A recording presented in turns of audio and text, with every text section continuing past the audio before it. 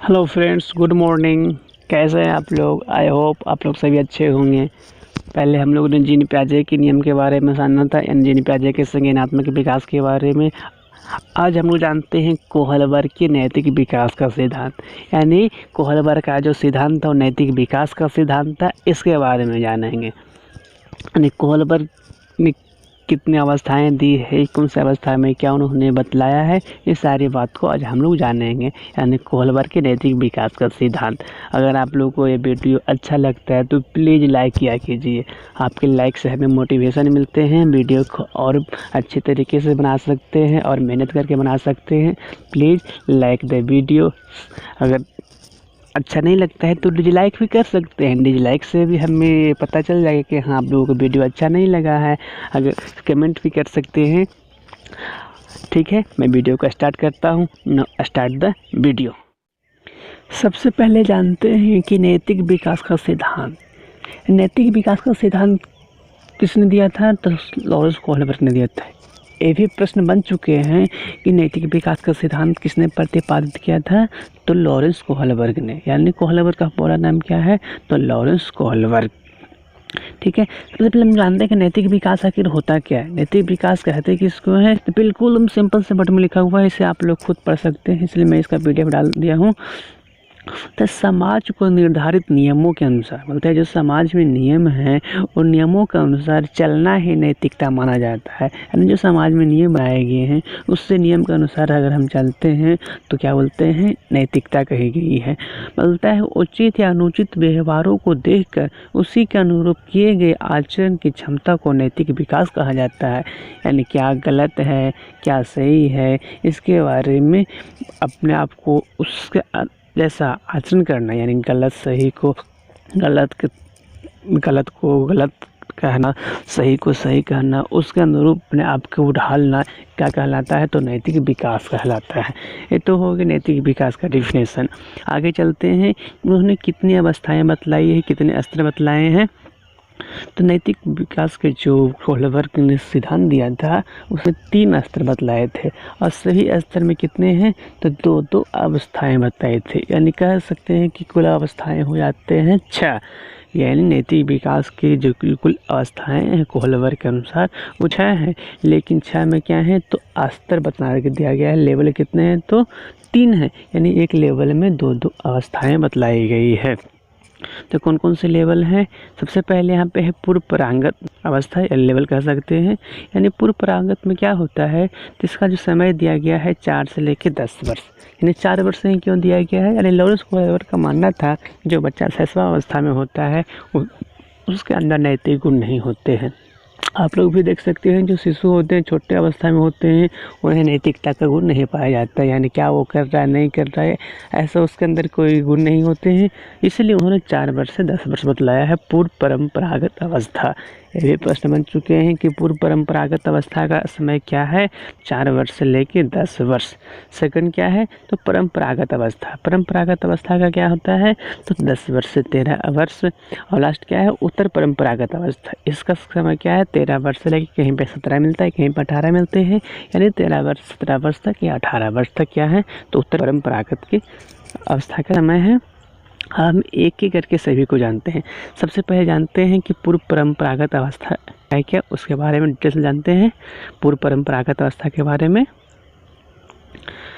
तो जब बालक किसी बाहरी तत्व में, किसी बाहरी भौतिक घटनाएं के संदर्भ में किसी आचरण को नैतिक गुणों का अथवा अनैतिक मानता है, उसे पूर्व परंपरागत अवस्था के अंतर्गत माना गया है। यानी जब बच्चा के अंदर यानी बाहर से, यानी कहने का मतलब उसके खुद का नैतिक विकास नहीं, यानी खुद से आचरण नहीं बिहेव करता है, बल्कि क्या करता है? तो बाहरी प्रभाव के कारण, यानी बाहरी घटनाएं होती है, यानी उनके समाज में जो घटनाएं होती है, उनके परिवार में जो घटनाएं होती है, यानी उनसे बाहरी कहने का मतलब उनके ऊपर जो प्रभाव पड़ते हैं बाहरी पड़ते हैं, उनका जो निर्णय भी होता है जो बाहरी होते हैं, खुद नहीं करते हैं क्या सही है क्या गलत है, खुद भी नहीं करते हैं बल्कि बाहरी प्रभावों के ऊपर टिके हुए हैं। यानी कह सकते हैं कि जिसमें बाहरी अवस्थाओं के बारे में, बाहरी घटनाओं या बाहरी तत्वों के संदर्भ में कोई भी आचरण किए जाते हैं, चाहे वो गलत हो चाहे सही हो, उसे खुद पता नहीं है बल्कि बाहरी प्रभाव के कारण।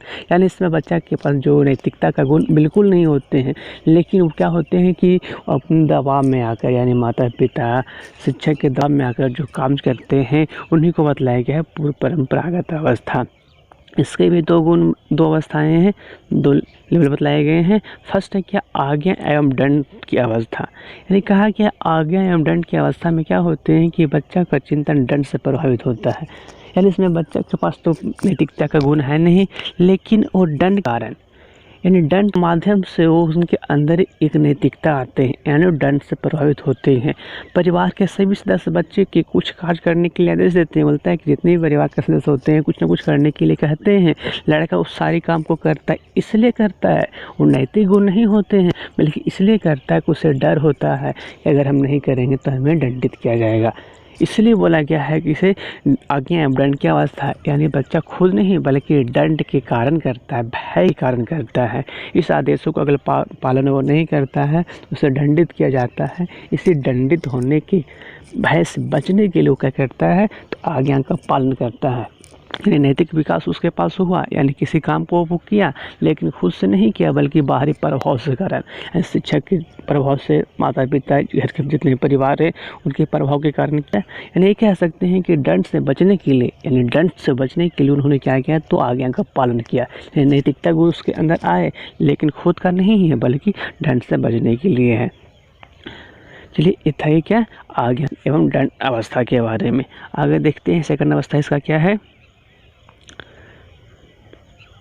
सेकंड इसका है अहंकार की अवस्था। अहंकार की अवस्था में क्या होता है, इस अवस्था में आकर बतलाया गया किस अवस्था में आकर क्या होते हैं, एक मिनट, इस अवस्था में आकर बच्चे चिंतन का स्वरूप बदल जाता है। जो पहले क्या था कि वो दंड के कारण करता था, यानी भय से किसी काम को करता था, लेकिन इसमें क्या होता है वो थोड़ा सा चेंजिंग हो जाते हैं। जैसे से उसका आयु बढ़ता है, आयु के अंदर मेच्योरिटी भी बढ़ जाती है, यानी वो काम करने में थोड़ा परिपक्व होने लगते हैं। वो अपने आवश्यकताओं और इच्छाओं को समझने लगता है कि उसकी क्या आवश्यकता है क्या इच्छा है। यानी यहाँ पे भय का बात नहीं है बल्कि खुद के बारे में सोचने लगता है। उसमें क्या था कि बाहरी भय थे, डर कि नहीं करेंगे तो शिक्षक मारेंगे, नहीं करेंगे तो पेरेंट्स मारेंगे, इस तरह से उनको डर था। लेकिन अब क्या है वो परिपक्व हो गया है, अपने आयु के अनुसार, जितना उसका आयु उसके अनुसार वो परिपक्व होने लगते हैं और अपनी सोच को समझता है कि हाँ हम क्या कर रहे हैं। अपनी आवश्यकताओं इच्छाओं को समझने लगता है, यानी जो उसकी इच्छा है जो उसकी आवश्यकता है उसको समझने लगता है। मतलब क्या है कि अगर कोई लड़का का उद्देश्य झूठ बोलने से पूरा होता है तो लड़का झूठ भी बोल देता है। यानी उसका उद्देश्य क्या है, अगर झूठ बोलते हैं हम बच सकते हैं, यानी झूठ बोलने से उसकी बचत होती है तो वो लड़का झूठ बोलने के लिए भी तैयार होता है। अगर वो झूठ बोल कर खाना यानी चुरा कर खाना खा सकता है, यानी उसे भूख लगी हुई है तो भूख लगी हुई है तो चुरा कर भी खाना खा सकता है। यानी उसके अंदर एक गुण आ गए हैं कि हम अपने बारे में सोचते हैं आवश्यकता क्या है तो भूख को पूरा करना है, तो भूख को पूरा करने की चोरी करता भी है, यानी झूठ बोलता है। यानी अपने आप को बचाव करने के लिए लड़का झूठ भी बोलता है, यानी अपने बचाव करने के लिए झूठ बोल रहा है, अपनी भूख को पूरा करने के लिए क्या कर रहा है वो तो चोरी कर रहा है। ये उसके अंदर गुण होते हैं। इस गुण, हालांकि गुण अच्छे नहीं है झूठ बोलना है या चोरी करना, एक बच्चा की अवस्था में उसको लगता है कि गुण अच्छे हैं, इनको भी क्या बोलता है तो नैतिकता का गुण उसके अंदर आ जाता है। इस अवस्था का आधार जो होता है क्या होते हैं, अहंकार होते हैं। लड़का क्या होता है अपने ऊपर डिपेंड होता है। डिपेंड करने का मतलब नहीं, यानी वो जो भी सोचता है वो अपने बारे में सोचता है, यानी उसके अंदर एक ईगो आ जाता है, अहंकार उत्पन्न हो जाती है। ये बतलाया क्या है इसको में। अगर देखते हैं क्या है, ये पहला अवस्था थे। दूसरा क्या है परंपरागत स्तर। इस परंपरागत में भी दो लेयर होते हैं, बतलाया गया है। इस स्तर में भी दो अवस्थाएँ बतलाई गई है, दो अवस्था इसके अंदर भी होते हैं। कौन कौन से होते हैं, क्या है प्रशंसा की अवस्था। सबसे पहले क्या होता है इसमें तो प्रशंसा की अवस्था होती है। प्रशंसा कहने का मतलब बड़ाई करना। तो इस अवस्था में बच्चा जो भी कार्य करता है वह दूसरे लोगों के द्वारा उसकी प्रशंसा करने के लिए करता है। यानी जो भी काम वो कर रहा है अपने लिए नहीं कर रहा है बल्कि दूसरा लोग उनको अच्छा कहेंगे, यानी क्वेश्चन इससे बने हैं, अच्छा लड़का अच्छी लड़की किसके अंतर्गत आते हैं, तो परंपरागत स्तर के अंतर्गत आते हैं, प्रशंसा की अवस्था के अंतर्गत आते हैं।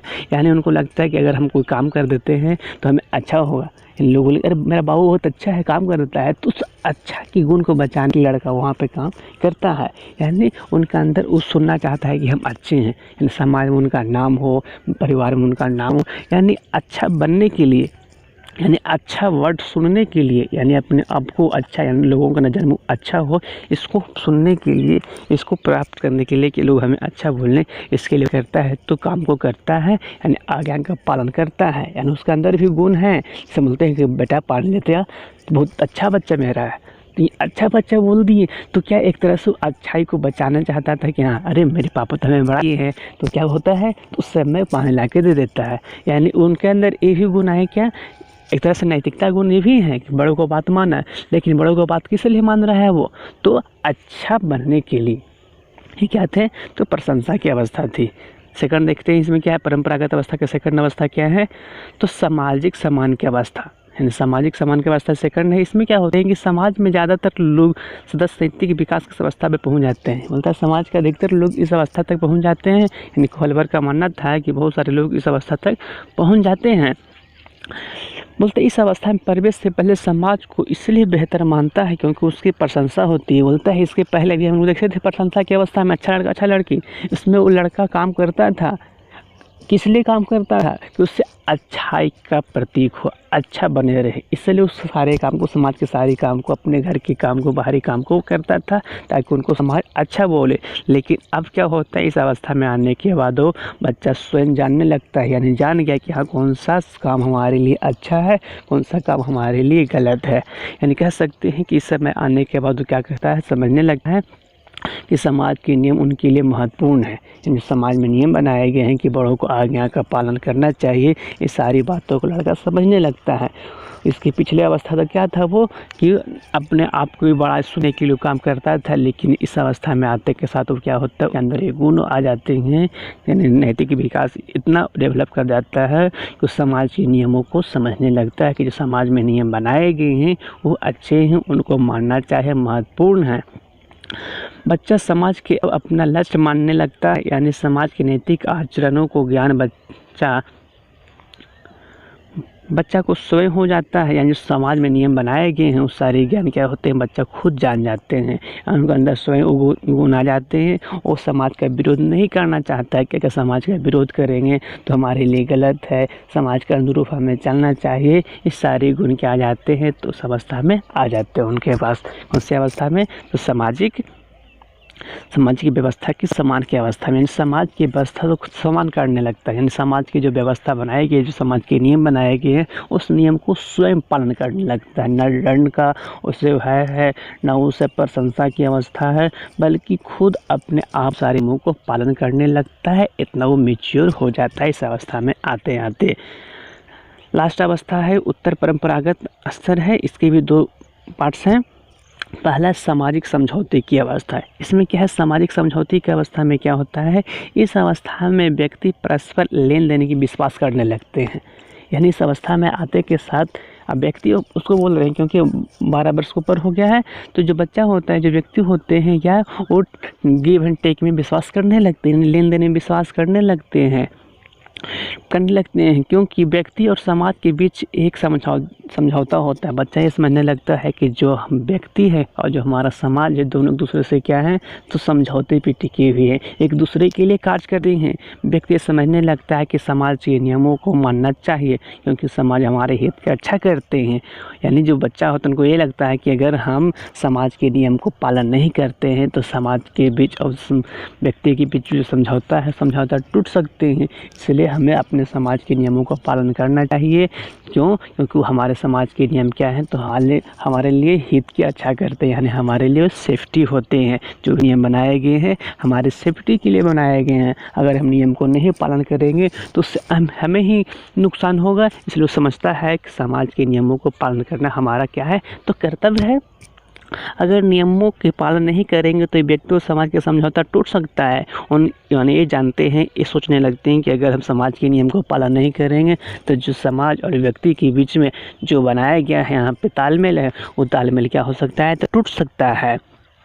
यहाँ पे एक इम्पॉर्टेंट वर्ड क्या है कि अपने नियमों, परंपराओं, कानूनों द्वारा समाज के व्यक्तियों को स्वतंत्र स्वेच्छा का अधिकार देता है। यानी बच्चा समझ जाता है कि जो नियम है, परंपरा है, कानून है, इसके द्वारा समाज और व्यक्ति क्या है, तो स्वतंत्रता और सुरक्षा का अधिकार देता है। यानी जो नियम बनाए गए हैं, जो नैतिकता विकास समाज में है, वो विकास, वो नैतिकता क्या कहता है, तो हमारे नियम हैं, कानून हैं, उस सभी समाज के द्वारा क्या, उनको समाज को क्या करता है वो, यानी जो समाज के नियम कानून बनाए गए हैं, परंपरा बनाए गए हैं, उससे समाज के साथ साथ क्या होते हैं, व्यक्तियों को स्वतंत्रता मिलती है और सुरक्षा का अधिकार मिलते हैं। यानी उस नियम के तहत जो समाज के नियम हैं उनके तहत बच्चा क्या होता है, समाज क्या, व्यक्ति क्या होते हैं, तो स्वतंत्र होते हैं और सुरक्षित होते हैं, इसलिए नियम को मानता है। लास्ट स्टेप है तो विवेक की अवस्था, इम्पोर्टेंट है विवेक की अवस्था। देख रहे हैं इसमें विवेक यानी कहने का मतलब नॉलेज उनके अंदर आ जाते हैं, बुद्धि उनके अंदर आ जाते हैं। कोहलवर के अनुसार इस अवस्था में बहुत कम लोग ही पहुंचते हैं। यानी कोहलवर का मानना है कि इस अवस्था में लोग बहुत कम आ पाते हैं, यानी पहुंचते हैं लेकिन बहुत कम लोग पहुंच पाते हैं। यानी 100 में देखा जाता है तो 10% ही पहुँच पाते हैं, क्योंकि एक क्या है, एक तरह से विवेक यानी बुद्धि का यूज किया जाता है, क्योंकि व्यक्ति नैतिकता के बारे में अपना दृष्टिकोण भी विकसित कर लेता है। यानी इस अवस्था में आते आते वो अपने समाज में होने वाले जितने भी नियम हैं, जितनी भी यहाँ पे नैतिकता बनाई गई है, उसको अपने विवेक के आधार पे, यानी अपनी बुद्धि के आधार पे, अपने दृष्टिकोण से उसमें विकसित करता है कि हाँ ये गलत है या सही है। अगर गलत है तो उसको कैसे सुधारा जाए।